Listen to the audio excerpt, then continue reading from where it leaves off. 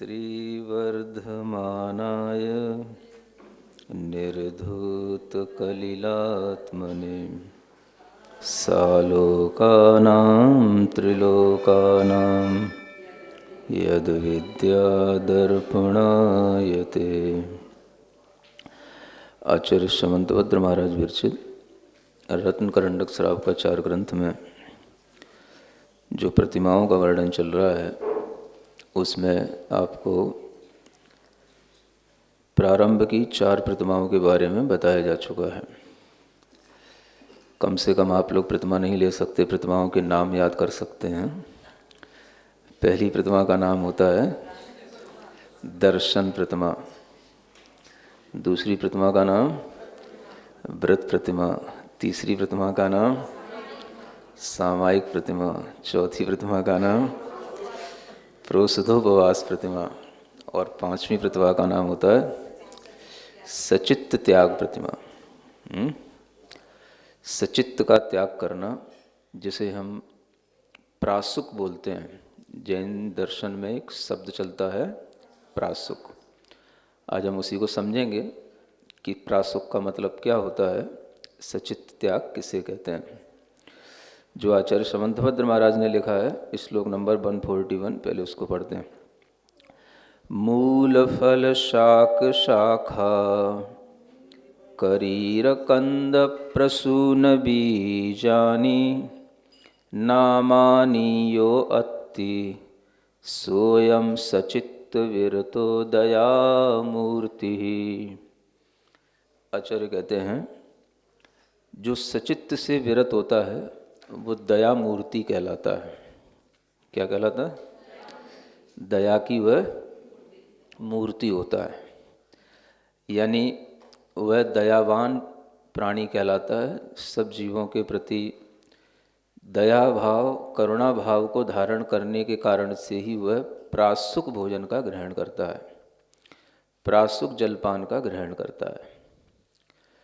पिछले व्रत प्रतिमाओं में आपको ये बताया जा चुका है कि दूसरी प्रतिमा में जो भी व्रत हैं, चाहे वो अड़ुव्रत हों, गुड़व्रत हों, शिक्षा व्रत हों, वहाँ एक समुदाय के रूप में सभी व्रतों का वह प्रारंभिक अभ्यास करता है और धीरे धीरे जैसे जैसे वह अपने आप को एक एक विषय में निष्णात करता चला जाता है, उसकी वह प्रतिमा का रूप आगे आगे का बढ़ता चला जाता है। जिस तरह से आपको बताया था कि 8 मूल गुणों का पालन करने वाला पहली प्रतिमा का धारी निरतिचार रूप से पालन करता है, उसी तरीके से व्रत प्रतिमा लेने के बाद में व्रतों का पालन करते हुए सामायिक आदि में भी वह निरतिचारता के भाव से, समय पर सामायिक करने के भाव से जब वो आगे बढ़ता है तो वह तृतीय प्रतिमा का धारक हो जाता है, तीसरे दर्जे का वह आदमी कहलाने लग जाता है। यानी जो वह शिक्षा व्रत के माध्यम से शिक्षा लेता था, सामायिक करता था, उसी सामायिक को वह अब नियमित रूप से समय पर करेगा और उस समय का उल्लंघन किए बिना जितना समय उसे जघन्य, मध्यम और उत्कृष्ट सामायिक में लगाना है उतना वह ध्यान से लगाएगा। ये उसकी जो नियामकता है यह उसकी तीसरे दर्जे के उस श्रावक में आ जाती है। यह ध्यान में रखना चाहिए कि जो भी कोई व्यक्ति व्रत का पालन करता है वो अपनी आत्म उन्नति के लिए करता है। आत्मा को उपादेय मानोगे, आत्मा के हित के लिए व्रत धारण करोगे तो आपको आगे आगे के व्रतों का पालन करने में आनंद आएगा। और अपने आप इस तरह का व्रत पालन करने में आनंद आता चला जाता है। जब व्यक्ति की विशुद्धि बढ़ती है, कसायों की मंदता होती है, तो वह आगे आगे की व्रत प्रतिमाओं को भी उत्साह के साथ में ग्रहण करता है। जब भी कभी आपसे कहा जाता है कि दूसरी प्रतिमा में, शिक्षा व्रत में, चाहे वो सामायिक हो या प्रोषधोपवास हो, उसमें व्रत की जो हम एक शिक्षा ले रहे हैं और आगे हम उसको जिस विधि से जैसा बताया गया है, जिस स्वरूप के साथ बताया गया है, उसको जब हम वैसा करेंगे तो वो अलग अलग प्रतिमा का नाम उसी का बनता चला जाएगा। तो उसका मतलब ये नहीं समझना चाहिए कि शिक्षा व्रत में हम कुछ शिथिलता कर रहे हैं। शिक्षा व्रत का हम महत्व समझ लें। दूसरी प्रतिमा में जो शिक्षा व्रत होता है उसमें वह शिक्षा के रूप में उन व्रतों को ग्रहण करता है, यानी उनसे वह शिक्षा ले रहा है। अब जिसको सामायिक की शिक्षा लेना है तो वो सामायिक करेगा, अवश्य करेगा, चाहे वह सुबह थोड़ी जल्दी कर ले, बाद में कर ले, शाम को थोड़ा सा जल्दी कर ले, बाद में कर ले, लेकिन करेगा। अगर टाइम नहीं मिला पा रहा है तो कोई बात नहीं, लेकिन टाइम आगे पीछे होते हुए भी वो सामायिक अवश्य करता है। तो जहाँ पर समय संबंधी नियामकता हो जाती है कि आपको इसी समय पर करना है, माने संध्या, 3 संध्याओं तो तीनों संध्याओं में, वो कहलाएगी तीसरी प्रतिमा। और जहाँ पर केवल इतनी नियामकता है कि आपको सामायिक का अभ्यास करना है, सुबह भी सामायिक करना है, शाम को भी सामायिक करना है, और उस सामायिक का अभ्यास करने के लिए आपको समय पर सामायिक करें तो अति उत्तम है। अगर समय के आगे पीछे भी कर पाते हैं तो भी वह उस शिक्षा व्रत के कारण से चल जाता है।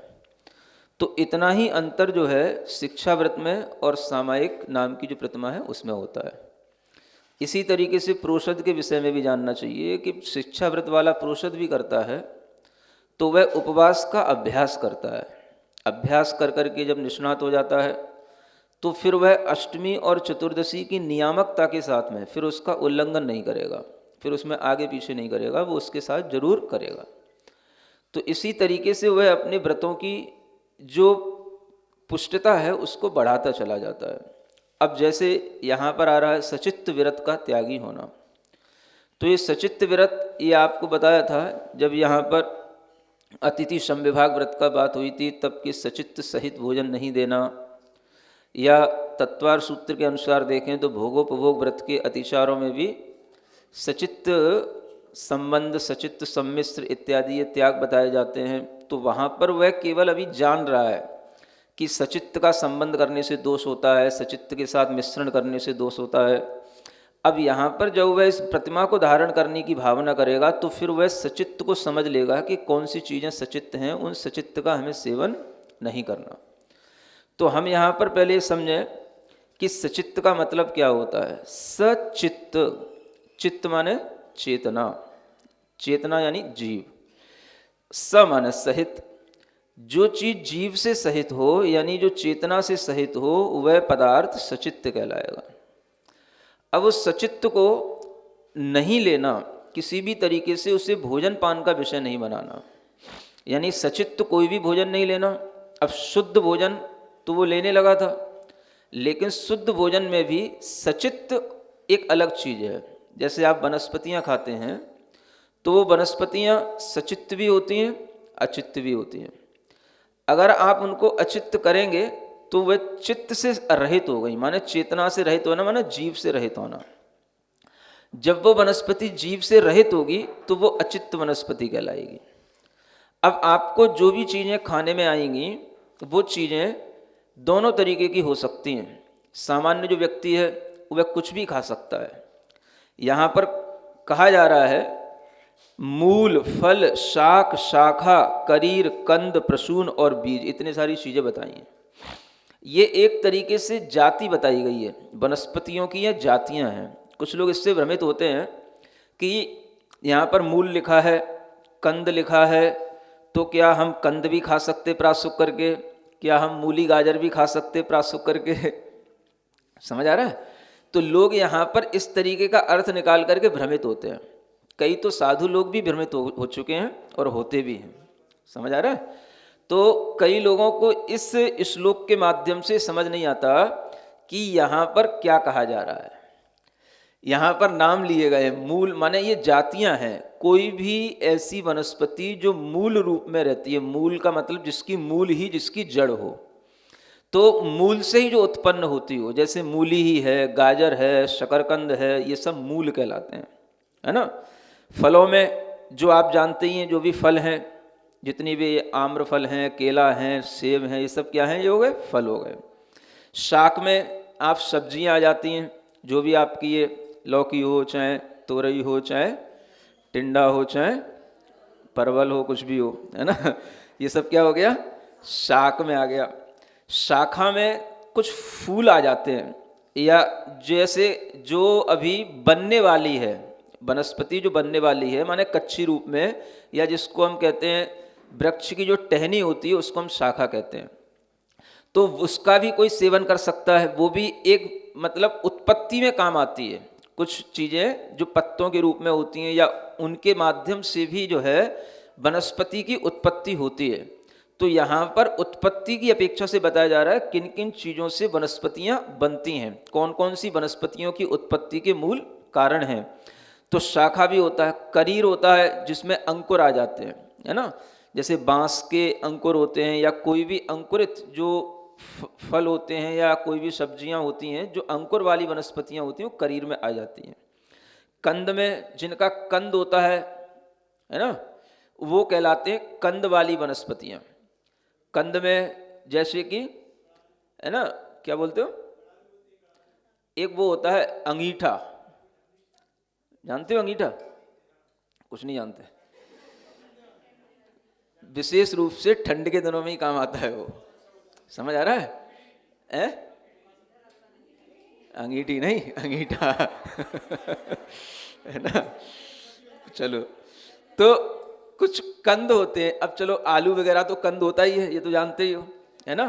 तो ये कंद वाली वनस्पतियां कहलाती हैं। और प्रसून, प्रसून माने फूल, है ना, जैसे जो फूल वाले ऐसे गोभी पत्ते वगैरह जो हैं ये फूल वाली वनस्पतियां हो गई। और बीज, बीज में जितने भी गेहूं चावल वगैरह है सब बीज वाली वनस्पति कहलाई। यहाँ पर जो है ये सब नाम दिए गए, यूं नहीं कहा गया कि आप बीज खा रहे हो, कि आप फूल खा रहे हो, कि इनको पका के खाना है ना। इनको यहाँ आचार्य कहते हैं इनको न आमानी, आम माना होता है कच्चा, कच्चा नहीं खाना। जो कच्चा खाता है वो सचित्त व्रत का त्यागी नहीं हो सकता है। तो जो इनको कच्चा नहीं खाएगा वही सचित्त व्रत वाला दया मूर्ति कहलाएगा, है ना। अब यहाँ पर इसको लोग तरह तरह से गलत अर्थों में लेते हैं। साधु लोग भी इसके गलत गलत अपने तरीके से अर्थ निकालते हैं। कई साधु तो कहते ही हैं आलू खाने में क्या दोष हो गया, समझ आ रहा है? तुम्हारी यूपी में ही भ्रमण करते हैं ऐसे साधु हाँ, तो अब मिले थे हमको भी एक बार तो कहने का मतलब यह है कि जिन्हें ये समझ नहीं आता कि ये क्या लिखा जा रहा है, किस अपेक्षा से लिखा जा रहा है, ये किसकी लिए लिखा जा रहा है, तो अपेक्षा ये है कि जितनी भी वनस्पतियां हैं वो वनस्पतियां सिर्फ इतनी होती हैं। अब यहाँ एक एक करके ये नहीं लिखा जाएगा आलू नहीं खाना, कि ककड़ी नहीं खाना, कि आम नहीं खाना, कि केला, ऐसे कब तक लिखेंगे? ये वनस्पतियों के मूल जो उत्पत्ति वाली चीजें हैं वो ये हैं, माने जो भी वनस्पतियां उत्पन्न होती हैं वो इन्हीं चीजों से उत्पन्न होती हैं, इसके अलावा कोई वनस्पति होती ही नहीं है। आप देख लेना, जितनी भी फसलें हैं, धान्य हैं, गेहूं, चना, चावल, ये सब बीज में आ जाते हैं, समझ आ रहा है?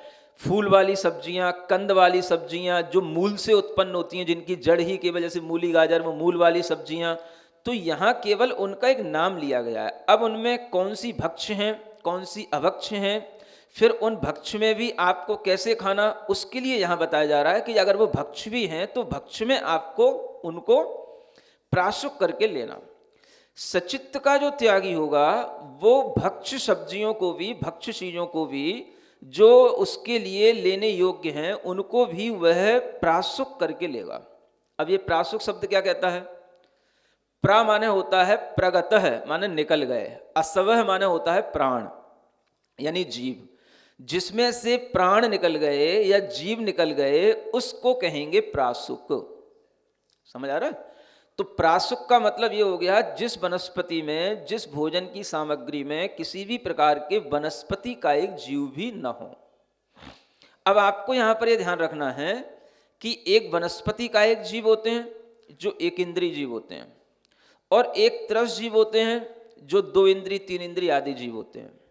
हमेशा यह ध्यान रखो, त्रस जीवों का जो शरीर होता है उन त्रस जीवों के शरीर में हमेशा रुधिर, मांस इत्यादि बनता है, और वह शरीर अपवित्र माना जाता है क्योंकि उसमें ये रुधिर, मांस इत्यादि होते हैं, ये सभी अपवित्र पदार्थ हैं। आप देखेंगे कि कभी कोई त्रस जीव अगर अपना शरीर छोड़ के चला जाता है तो बाद में भी उसमें जीव की उत्पत्ति होती है, सड़ता है वो, समझ आ रहा है?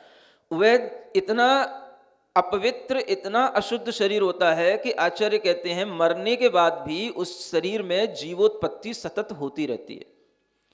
मांस इत्यादि में तो जीव की उत्पत्ति कभी भी रुकती ही नहीं है, हमेशा इनमें जीव उत्पन्न होते हैं।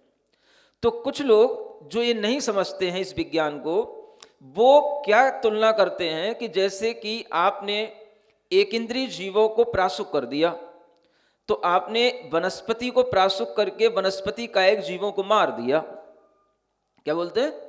मार दिया, उनके प्राण निकाल दिए। आप ही तो कह रहे हो प्रगतः असव यस्मात् स प्रासुक। तो जिसमें से प्राण निकल गए वो प्रासुक हो गया। तो प्राण तो आपने भी निकाल ही दिए ना, तो प्राण निकाल दिए। अब जिसके प्राण निकल गए उस वनस्पति के, उसमें भी उसका तो शरीर वो भी रह गया, तो वो भी शरीर है। और जो हम मांस खा रहे हैं उस जीव का वो भी शरीर है। अब इन दोनों में क्या अंतर है? समझ आ रहा है? तो ये जिनके ज्ञान में आता है वो इस तरीके की तर्क देते हैं। आजकल के बच्चों को ये तर्क अपने दूसरे सहपाठियों से, क्लास फेलो से बहुत सुनने को मिल सकते हैं। और जैन बच्चे अगर थोड़ा सा भी इस विज्ञान को नहीं समझेंगे तो वो कभी भी इसका उत्तर नहीं दे पाएंगे। हम अगर किसी को उत्तर देना चाहते हैं तो पहले हमें तो समझना पड़ेगा, दूसरा चाहे समझे या ना समझे, कम से कम हम तो समझे पहले। तो सबसे पहले जैन बच्चों को ये समझना चाहिए कि एक इंद्रिय जीव में से जब कोई भी जीव अपना शरीर या किसी भी तरीके से अपना स्थान छोड़ करके चला जाता है तो उसका वहां पर जो शरीर किसी भी रूप में रह गया वो उसका किसी भी तरीके से अशुद्ध शरीर नहीं होता है, क्योंकि उसमें मांस नहीं है, उसमें रुधिर नहीं है। वो केवल पौद्गलिक मैटर से, माने एनवायरमेंट में जो भी परमाणु होते हैं उनसे मिलकर के वो चीजें बनी हुई हैं, लेकिन उनमें कोई भी इम्प्योरिटी वाली चीजें उसमें उत्पन्न नहीं हो सकती हैं। वो किसमें उत्पन्न होंगी? वो उत्पन्न होंगी जैसे लटका शरीर है जिसे कृमि बोलते हैं, या कोई भी जो पंचेंद्रीय जीव हैं उनका शरीर है। आप किसी भी बकरा, भैंस, गाय, किसी के भी शरीर को मारेंगे, किसी को भी इस तरीके से मांस देखेंगे तो उसमें तो जीवों की उत्पत्ति निरंतर होगी। वो अशुद्ध है, वो मांस है, लेकिन एक इंद्रिय जीव में वो मांस नहीं कहलाता है। ये विज्ञान जब तक आपकी समझ में नहीं आएगा तब तक आप कभी ये समझ नहीं पाएंगे कि प्रासुक क्यों किया जाता है। अगर प्रासुक नहीं किया जाता है तो वो और ज्यादा अशुद्ध होता चला जाता है। तो आगे जो हमारे उस वनस्पति में किसी भी तरीके की वह अशुद्धि न रहे, उसको दूर करने के लिए उसको प्रासुक करने का विधान है। और प्रासुक किया जाएगा तो कैसे किया जाएगा? उसको प्रासुक करने के लिए आपको अग्नि का संपर्क देना पड़ेगा। अग्नि से पक्व होने पर वो प्रासुक होगा। अगर आप उसको अग्नि के बिना कुछ और करेंगे तो वह केवल टुकड़े कर देने से या केवल जो है उसको बना देने से वो प्रासुक नहीं हो जाएगा, क्योंकि ऐसा तो सामान्य व्यक्ति भी हमेशा खाता रहता है। फिर आपने 6वीं प्रतिमा लेकर क्या कर लिया, 5वीं प्रतिमा में आकर क्या कर लिया।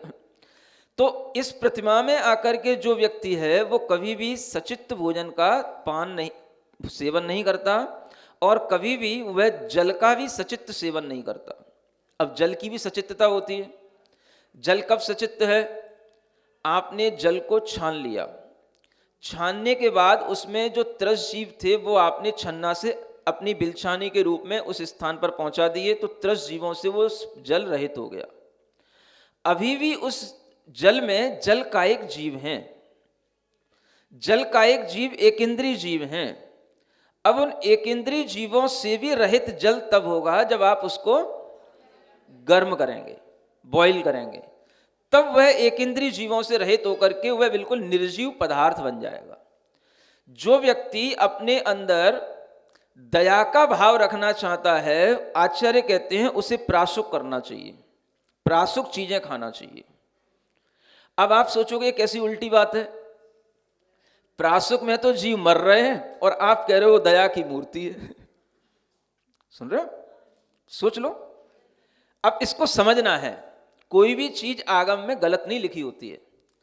हम अगर एक इंद्रिय जीवों का उसमें से निष्कासन कर रहे हैं, एक इंद्रिय जीवों को अलग कर रहे हैं, फिर भी हम दया मूर्ति क्यों बने हुए हैं, ये समझने की बात है।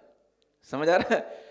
अगर आपके लिए ध्यान रहे कि उन जीवों को जो हम उस वनस्पति से अलग कर रहे हैं या जल से अलग कर रहे हैं वो सिर्फ एक इंद्रिय जीव हैं, और एक इंद्रिय जीव का घात किए बिना कभी भी आपके जीवन में कुछ भी वस्तुओं का सेवन नहीं हो सकता है, आपका जीवन चल नहीं सकता है। आप पानी तो पियोगे ही। अब आपने मान लो सचित्त पानी पी लिया, तो आप कहोगे हमने एक इंद्रिय का घात नहीं किया, तो उसमें भी तो घात ही हुआ। आपने एक इंद्रिय जीव का घात पानी पीते हुए तो किया ही। अब वह पानी जो सचित्त है, उसमें अनेक प्रकार के त्रस जीव और एक अंतर मुहूर्त के अंदर पैदा हो जाएंगे। अब या तो आप उसको केवल एक इंद्रिय जीव के रूप में देखना चाहते हो, तो वो तब तक जब तक कि छानने के बाद में उसे 48 मिनट से ज़्यादा होना नहीं चाहिए, उसका आपको सेवन कर लेना है। अगर आपको उसको ज़्यादा लंबे समय तक यूज करना है तो आपको उसे गर्म करना ही पड़ेगा, प्रासुक करना ही पड़ेगा। एक बात तो ये हुई। दूसरी बात, जो पानी या कोई भी वनस्पति सचित्त है, उसमें आपने अगर उसको अपने मुंह से खाया, अपने मुंह से दबाया, तो मरा तो वो तब भी। समझ में आ रहा है? एक इंद्रिय जीव का आपने उस समय पर सेवन तो किया ही, और वह उसमें मर भी गया जब आपके मुंह में गया। तो बिना मरे तो कभी भी आपके द्वारा वह न भोजन हो सकता है न पानी हो सकता है। समझ आ रहा है? तीसरी बात यह है कि जब वह एक इंद्रिय जीव का घात निश्चित ही है, तो ऐसी स्थिति में आचार्य कहते हैं कि उसमें और ज्यादा त्रस जीवों की उत्पत्ति न हो, और भी ज्यादा उसमें त्रस जीवों का घात न हो, इसलिए आप उसको प्रासुक कर लें। ये दया का भाव है। दया का भाव क्यों आया? उसमें और बड़े बड़े 2 इंद्रिय, 3 इंद्रिय आदि, पंचेंद्रिय आदि सम्मूर्छन जीव न पैदा हो जाएं, इसलिए आप उसको प्रासुक कर लें। तो प्रासुक करने में जो आप एक इंद्रिय जीव का घात आपके द्वारा होगा, वो सिर्फ एक इंद्रिय जीव का ही होगा, वो छोटा घात कहलाएगा। क्योंकि उसमें जब त्रस जीव पैदा हो जाएंगे, फिर जब वो आपके सेवन में आ जाएगा, तब तो महाघात हो जाएगा। तो बड़ा हमसे हिंसा ना हो जाए। केवल जो हिंसा छोटी होनी अनिवार्य है, उसके बिना काम चल नहीं सकता है, इसलिए उसको वे प्रासुक करके अपने काम में लेता है। समझ आ रहा है? अब इसको हम इस विज्ञान से समझें जिसे हम कहते हैं हिंसा का विज्ञान सूक्ष्म से लेकर के महास्थूल तक है, यानी 0 से लेकर के इन्फिनिटी तक है। आप ऐसा समझें। हम क्या कर सकते हैं? जितना हमारे लिए कम से कम हिंसा हो, हम उतना काम कर सकते हैं। कम से कम हिंसा कब होगी? जब हमें यह पता हो कि इसमें त्रस जीवों की उत्पत्ति न हो, और अगर त्रस जीवों की इसमें उत्पत्ति हो गई तो यह महाहिंसा का कारण बन जाएगा। इसलिए मिनिमम से मिनिमम हिंसा का कारण बनाने के लिए, या मिनिमम से मिनिमम हिंसा हो, इसके लिए वह उसको प्रासुक करता है। यानी प्रासुक करने में एक इंद्रिय जीवों का घात तो हुआ, लेकिन उसमें उत्पन्न होने वाले त्रस जीव आदि के घात से वो बच जाता है। इसलिए वह प्रासुक करने से वह दया मूर्ति कहलाता है। क्योंकि गृहस्थ है, गृहस्थ के लिए एक इंद्रिय जीव का घात कभी भी रुकना संभव ही नहीं है। किसी भी तरीके से वो वनस्पति का सेवन करे, किसी भी तरीके का जलपान करे, अग्नि आदि का वह उपयोग करेगा, किसी भी तरीके की कोई भी चीज करेगा, हर चीज में एक इंद्रिय का तो उसके लिए समावेश मिलेगा ही। यहां तक कि वह श्वास भी लेता है तो श्वास में भी एक इंद्रिय जीवों का घात तो होता ही है। तो वायु कायिक का भी एक इंद्रिय जीव का घात होता है। वनस्पति हम किसी भी रूप में सेवन करेंगे, उसमें भी एक इंद्रिय जीव का घात होगा। एक इंद्रिय जीव के घात का त्याग श्रावक के लिए नहीं होता है, क्योंकि उसके लिए जो भोजन बनाना है, जो अग्नि जलाना है, भोजन पकाना है, इन सब में उसे एक इंद्रिय जीव का घात तो होगा। लेकिन वह यह ध्यान रखता है कि इस एक इंद्रिय जीव के घात में ही हमारे लिए संतुष्टि हो जाए, 2 इंद्रिय आदि त्रस जीवों का घात उसके लिए ना हो पाए। ये विज्ञान अगर दिमाग में रहता है, तभी हमें इस प्रासुक का महत्व समझ में आ सकता है। तो आचार्य कहते हैं प्रासुक वह कहलाता है जिसमें से जीव निकल गए, जो निर्जीव हो गया। अब जो श्रावक इस प्रतिमा तक आ जाएगा, 5वीं प्रतिमा तक, वो ऐसा संकल्प ले पाएगा धीरे धीरे बढ़ते बढ़ते, क्योंकि उसके मन में सामायिक करते हुए, प्रोषदोपवास करते हुए, सब जीवों के प्रति साम्य भाव धारण करते हुए आने लगा कि हमें अपनी इंद्रियों पर भी संयम रखना है और हमें अपने दूसरे जीवों में जो प्राण हैं उनका भी अधिक से अधिक घात ना हो, इस पर भी संयम रखना है। तो इसमें दोनों प्रकार के संयम पल जाते हैं। एक कहलाता है प्राणी संयम और एक कहलाता है इंद्रिय संयम। प्राणी संयम का मतलब केवल एक इंद्रिय जीव ही घात को प्राप्त हो, दो इंद्रिय आदि त्रस जीव घात को प्राप्त ना हो, इसका नाम क्या हो गया? प्राणी संयम। इसी के कारण से वो दया मूर्ति कहलाएगा। यानी कोई भी ऐसी चीजें जिसमें की सचित्तता है, वह अनेक उसमें जीव हो सकते हैं, वो ऐसी चीजों को नहीं खाएगा। उसमें प्राणी संयम भी नहीं पलता और इंद्रिय संयम भी नहीं पलता। मान लो कोई भी चीजें हैं जो प्रासुक नहीं हैं, उन्हें कई लोग ऐसा मानते हैं कि जैसे कई लोगों के दिमाग में ये चलता है कि जो फल है वो जब तक उस पर लगा हुआ है डाली पर,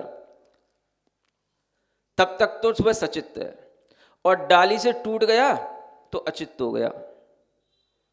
समझ आ रहा है? जो भी फल आपके पास में आ गया वो पका आ गया। पके का मतलब क्या मानते हैं? पक गया। वो कच्चा नहीं है, हरा नहीं है, पक गया। पीला हो गया आम तो पक गया, वो पीला मतलब वो हो गया पका हुआ, ऐसा मानते हैं। समझ आ रहा है?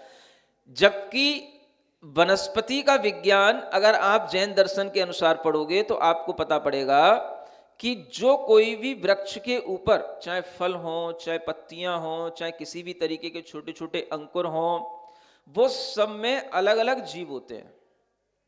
ऐसा नहीं है कि वृक्ष का एक जीव ही पूरा का पूरा वृक्ष के रूप में फैला हुआ है और उसमें केवल एक ही जीव है, उसके हमने अगर ऊपर से कोई फल हटा लिए तो उसके जो प्राण थे, जो एक इंद्रिय वृक्ष के जीव के प्राण थे, वो सब उसी में समाहित हो गए और वो फल अलग हो गया। वो उसका उससे कोई मतलब नहीं रहा।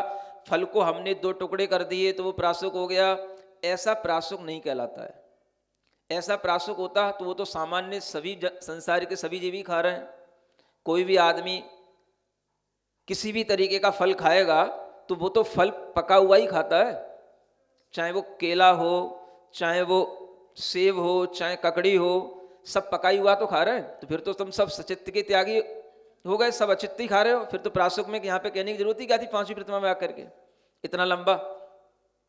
पांचवें दर्जे का श्रावक बनने के लिए अगर तुम्हें यहाँ पर कोई ये बताए कि हम जो फल हैं वो सब जो पके हुए ही खा रहे हैं, सब प्रासुक ही खा रहे हैं, तब तो फिर तुम्हारा प्रासुक का हो ही गया नियम। फिर तो पांचवी प्रतिमा के तुम्हारे लिए नियम पल ही रहे। ये बहुत बड़ी एक अज्ञानता दुनिया में चल रही है। जैनों में विशेष करके ये समझ नहीं आता लोगों को कि हर एक फल के अंदर अलग अलग जीव होते हैं और उस फल के एक एक अंग में, अंश में भी अनेक अनेक अनेक जीव होते हैं। हर फल का अपना अलग अस्तित्व है। वृक्ष पर जीव जो रहते हैं वो हर एक पत्ते में, फल में, अलग अलग टहनियों में, जहां पर भी हैं उन सब में अलग अलग जीव रहते हैं। अगर हम उन जीवों का सेवन नहीं करना चाहते हैं तो हमें उस फल को कुछ ना कुछ प्रासुक की विधि के अनुसार प्रासुक करना पड़ेगा। प्रासुक की विधियां भी कई प्रकार की होती हैं। या तो हम उसको बिल्कुल ही ध्वस्त कर लें। क्या कर लें? यानी हम उसको बिल्कुल रस निकाल लें, उसको पेल लें, जिसको बोलते हैं उसका रस निकाल लें तो प्रासुक हो जाएगा। या फिर जिसको हम गर्म करने के स्थिति में हो उसको हम गर्म कर सकते हैं। जो फल हैं उन्हें हम गर्म करके उनको हम प्रासुक कर सकते हैं। अग्नि पक्व ही प्रासुक कहलाता है। अगर वैसा आपके लिए संभव नहीं है तो आप उसका रस निकाल सकते हैं। और भी कोई जो चीज़ें बताई गई हैं, जैसे आप छेदन भेदन कर लो, तो छेदन भेदन इतना करो कि वो बिल्कुल क्या हो जाए, उसके अंश अंश तक वह जो है आपका वह चाकू पहुंच जाए, उसमें छेद भेद करने, तब जाकर के वो प्रासुक होगा। यानी वो फिर वो आपको कोई भी फल है, फिर उस फल को खाने का जो आपको साबुत खाने का जो आनंद आता है वो नहीं आएगा।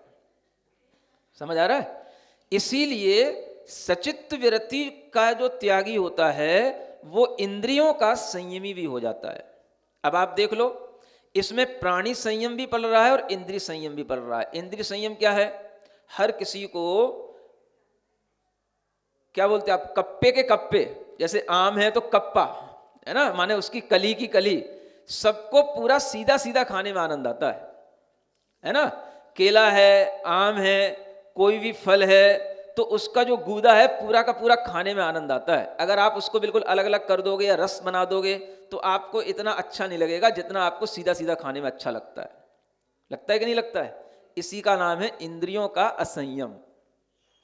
जब वो सचित्त विरत का त्यागी हो जाता है तो उसके लिए अच्छे और बुरे से मतलब नहीं होता। अगर उसे जरूरत होती है फल लेने की तो वो ये देखता है कि ये प्रासुक है या नहीं है। उसे इंद्रियों के पोषण के लिए नहीं खाना, उसे लेना होता है अपने उस शक्ति के लिए या अपनी उस जरूरत के हिसाब से। तो वो लेगा अपने उस प्रासुक भाव को देख करके। अगर उसे प्रासुकपना दिखाई देगा तो वह उसको ग्रहण करेगा, नहीं होगा तो वो नहीं लेगा। इसी तरीके से पानी में होता है। अब आप देख लो, एक पानी तो पानी है, एक गर्म पानी, एक ठंडा पानी है। बताओ किसमें स्वाद आता है आपको? है गर्म पानी में तो स्वाद ही नहीं आता, ऐसा लगता ही नहीं कि पानी है। कई लोग तो कहते हैं महाराज गर्म पानी करके तो प्यास बुझती है क्या? लगता ही नहीं कि पानी पी लिया। तो इसका मतलब यह है कि आप संयम इंद्रियों का रख नहीं सकते हो। समझ आ रहा है? ये वही कर सकता है जो इंद्रिय संयम को धारण कर रहा हो। तो जिसके अंदर ये दोनों भाव आ जाते हैं उसी के लिए सचित्त विरत का त्यागी होता है। इंद्रिय संयम भी बढ़ता है उसमें और प्राणी संयम भी बढ़ता है। तो प्राणी संयम जीव दया के माध्यम से इस रूप में कि वह किसी भी जीव को अपने मुंह पर नहीं रखेगा। क्या समझ में आ रहा है? जीव सहित किसी भी चीज को, सचित्त जीव को अपने मुंह पे नहीं रखेगा। मुंह में रख करके क्यों मारे? वह जीव जो है पहले से उसमें से निकल जाए तब हम उस पदार्थ को ग्रहण करें, ये उसका दया भाव है। समझ आ रहा है? अब वो गृहस्थ है तो उसको उससे वस्तु को प्रासुक करना पड़ेगा। दया भाव होते हुए भी उसका वह दया भाव इस रूप में है कि इसमें केवल एक इंद्रिय जीवों का घात तो होना ही है। अगर ये चीज हमारे मुंह में जाएगी तो बाद में इसमें और त्रसजीव उत्पन्न होंगे, पेट में जाकर के भी त्रसजीव उत्पन्न होंगे। समझ आ रहा है? अगर वो चीज प्रासुक होगी तो उसमें त्रसजीवों की उत्पत्ति नहीं होगी। एक इंद्रिय जीव के निकालने के बाद में जब वह चीज निर्जीव हो जाएगी तो वह उसको खाने का मन बनाएगा। उसके अंदर इतना दया भाव आ जाता है कि अगर इसमें एक इंद्रिय जीव हैं तो उन्हें मुंह में कैसे रख लें। ये सचित्त विरत नाम का ये दया मूर्ति बन जाता है। वो ऐसी दया की मूर्ति होने पर ही उसके अंदर ये प्राणी संयम का भाव आता है, यानी दूसरे जीवों में और ज्यादा त्रस जीवों की उत्पत्ति न हो जाए, इसलिए वो प्राणी संयम भी भाव आ गया और इंद्रिय संयम उसके अंदर आई जाता है। भले ही पानी गर्म हो या कैसा भी हो, अचित्त होना चाहिए। अब उसे पानी के स्वाद से मतलब नहीं है। आम हमें सीधा सीधा खाना है, नहीं खा सकते हैं। प्रासुक कर लेंगे, गर्म करने के बाद फिर उसमें क्या स्वाद रह जाएगा? रहे ना रहे, उसे क्या लेना है? उसे जो है आम अगर लेना है तो स्वाद के लिए नहीं लेना है, आम लेना है तो पेट के लिए लेना है। समझ आ रहा है? जीव के लिए नहीं लेना है बस। तो यही उसके इंद्रिय का संयम है। इसलिए वह किसी भी फल को लेगा तो प्रासुक करके लेगा। आप देख लें, कोई भी फल जब तक प्रासुक नहीं होता, गर्म नहीं होता, उसका स्वाद कैसा होता है? अलग ही रस आता है। आप कच्चा सेब खाओ और एक पका हुआ सेब खाओ, पका हुए से मतलब अग्नि में पका हुआ सेब खाओ, तो वह जो आपके लिए लेना होगा उसमें आपके स्वाद अलग अंतर दिखाई देगा। केला है, एक जो है कच्चा पका हुआ, जिसे आप अपनी भाषा में पका हुआ कहते हो, पका हुआ केला है ना, केवल उसका बस छिलका निकाल के खाओ, और एक जो है उसको अग्नि पर गर्म करने के बाद खाओ, तब आपको समझ आएगा प्रासुक क्या होता है, इंद्रिय संयम क्या होता है, तब आपको समझ आएगा। समझ आ रहा है? तो इस तरह का यह इंद्रिय संयम और प्राणी संयम दोनों चीजें तब पलती हैं जब वह सचित्त का त्यागी हो जाता है। इसलिए यहाँ पांचवी प्रतिमा में आकर के उसकी निर्जरा बढ़ती है, वह एक और चौथी प्रतिमा से भी आगे के दर्जे का श्रावक हो जाता है। अगर ये परिभाषा रहती कि केवल जो है आम इत्यादि या केला इत्यादि जो पके हुए हैं, पके हुए माने कच्चे नहीं है, एक तो कच्चा केला आता है, एक पका केला आता है। अब आप कहो कच्चे केले का त्याग किया गया है, पका तो पका है। समझ आ रहा है ना? तो ये लोग परिभाषा जब बना लेते हैं तो उन्हें ये समझना चाहिए कि फिर ऐसे तो पके केले खाने वाले तो सभी लोग हैं, सामान्य लोग हैं, फिर उनके लिए प्रासुक और अप्रासुक का क्या मतलब रह गया। तो उस दर्जे को यदि हमें देखना है, जो पांचवें दर्जे का जो श्रावक बन रहा है, पांचवी प्रतिमा ले रहा है, उसके अंदर कुछ सामान्य व्यक्ति से हट करके कोई बात होगी कि वो वैसी बात होगी? एक सामान्य व्यक्ति है, केला छीला उसने खा लिया, और एक सचित्त व्रत का ये त्यागी है वो भी ऐसे ही खा लिया, तो वो कहेगा भाई अंतर क्या है? तुम भी केला खा रहे हो, हम भी केला खा रहे हैं, तुम्हारा भी केला पका हुआ है, हमारा भी केला पका हुआ है, तो पांचवी प्रतिमा हम क्या करेंगे? ज्यादा क्या हो जाएगा इसमें? समझ आ रहा है? तो ये कोई, इसीलिए आपको समझ लेना है कि वो अगर कोई चीज खाएगा तो वो प्रासुक करके खाएगा, प्रासुक होगी तो उसकी विधि होगी, और विधि होगी तो उसके सेवन में, और जो सामान्य व्यक्ति होगा असंयमी, उसके सेवन में बड़ा अंतर आएगा। और यही अंतर उसको यहाँ सचित्त व्रत प्रतिमा में देखने को मिलता है। तो इस तरह से ये जानना कि यहाँ पर जो भी सचित्त प्रतिमा लेगा वह भोजन और पानी दोनों को कैसा लेगा? अचित्त करके लेगा, प्रासुक करके लेगा। वह सचित्त चीज को अपनी जिह्वा पे नहीं रखेगा। ये उसकी दया मूर्ति का भाव है कि मैं कभी भी किसी भी जीव को, जो जीव सहित वस्तु है, उसे अपने मुंह में रख करके नहीं उसका सेवन करूंगा। कैसे कर लूं मुंह में रख करके? जीव सहित वस्तु को, निर्जीव वस्तु को तो सेवन करने का उसका मन बन जाएगा। यही उसके अंदर का दया भाव है। तो ये भाव समझ में आना चाहिए, ये भाव बच्चों को भी समझाना चाहिए कि दया का मतलब क्या है। और अगर वो दया हम इस तरीके से तुलना में लाएंगे कि एक इंद्रिय जीव और पंचेंद्रिय जीव सब बराबर हैं, तो ये आपकी बहुत बड़ी अज्ञानता होगी। क्योंकि उनमें बहुत सारे प्राण हैं, पंचेंद्रिय जीव में बहुत प्राण होते हैं, बड़ी काया होती है, उसमें बड़ा शरीर होता है, उसमें शरीर की बनावट में अनेक तरीके के हड्डियां, मांस इत्यादि अपवित्र चीजें होती हैं। एक इंद्रिय जीव में ऐसा कुछ भी नहीं होता है। और एक इंद्रिय जीव की खास बात यह है कि वो अधिकतर उन स्थानों पर उत्पन्न हो जाते हैं जहां पर पहले से कोई चीजें बनी हुई होती हैं। यानी वो केवल वहां पर आकर के उत्पन्न हो गए, उसमें अपनी काया बना ली, उन्हें कुछ भी डिस्टरबेंस हुआ वहां से निकल गए। कहने को उनका मरण कहलाएगा, लेकिन उन्हें वहां से निकलने में कुछ भी ऐसा कष्ट नहीं होता, क्योंकि जितना बड़ा प्राण वाला जीव होगा उसे अपना शरीर छोड़ने में जो कष्ट होगा वो कष्ट एक इंद्रिय जीवों को नहीं होगा। तो एक इंद्रिय जीव के लिए तो आपको कभी ना कभी किसी ना किसी रूप में अपने जीवन के उपयोगी चीजों को चलाने के लिए उनका घात करना ही पड़ता है। इसलिए श्रावक उसे कहा जाता है जो त्रस जीवों की हिंसा से बचे, और मुनि महाराज उसे कहते हैं जो त्रस और स्थावर यानी एक इंद्रिय से लेकर के पंचेंद्रिय सबकी हिंसा से बचें। इसलिए गृहस्थ के लिए एक इंद्रिय जीव की हिंसा का त्याग नहीं होता है, क्योंकि उसके बिना तो भोजन ही नहीं बना सकेगा। अग्नि भी जलाएगा तो अग्नि में भी एक इंद्रिय जीव होते हैं, बिना जलाए उसका भोजन बनेगा नहीं, कच्चा क्या खा लेगा वो? समझ आ रहा है? तो कभी भी उसका जीवन नहीं चल सकता। पानी भी है तो भी उसमें एक इंद्रिय जीवों का घात होगा, श्वास ले रहा है उसमें भी होगा, हर चीज में, अपना घर बनाएगा पृथ्वी का एक जीवों का घात होगा, हर चीज में होता है। तो एक इंद्रिय जीव के घात से कोई भी श्रावक बच ही नहीं सकता, अपना जीवन चला ही नहीं सकता। इसलिए वो ये देखता है कि मेरे द्वारा त्रस जीवों का घात न हो, और यही संकल्प उसके लिए दया की मूर्ति के रूप में यहाँ तक पहुँच जाता है कि वो अपने भोजन में भी फिर इतना नियंत्रण कर लेता है कि वह किसी भी तरीके की सचित्त वस्तुओं का सेवन नहीं करता। समझ आ रहा है? तो ये कहलाती है सचित्त विरत नाम की पांचवी प्रतिमा। तो इससे आप ये समझना कि प्रासुक भोजन का अपने आप में बड़ा महत्व है, ये हर कोई नहीं कर सकता।